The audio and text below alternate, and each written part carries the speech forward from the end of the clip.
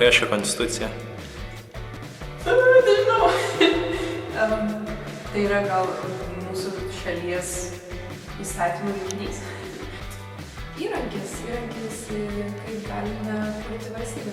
Tai lyg tai būtų tautos žodis, vos ne kaip Dievo žodis, yra labai svarbus.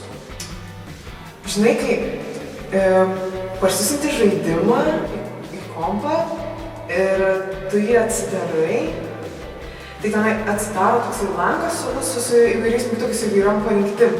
Ten būna play, būna options, būna settings ir būna vienas langelis how to play.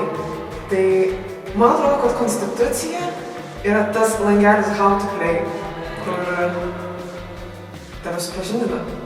How to play. Tam, kad galėtum normaliai play, tam, kad galėtum normaliai gyventi valstybėje, tu turi žinoti how to play. Man konstitucija tai yra bendrojo gėrio, teisingumo ir visų svarbiausių konstitucinių vertybių, kaip yra teisės viršenybė, demokratija, žmogaus teisės, tam tikras koncentratas ir įsikūnijimas teisėje. Tai yra pati geriausioji teisė. O kodėl tu manai, kad yra svarbu dalyvauti rinkimuose? Nes jau aišku, daugybė žmonių tai sakė, bet aš manau, kad tiesiog jeigu tu dalyvauji rinkimuose, tu reikėsi, kas būtų valdžioj ir tavo balsas, kiekvieno žmogaus balsas yra svarbus. Nes demokratija neveikia, jeigu tauta nedalyvauja.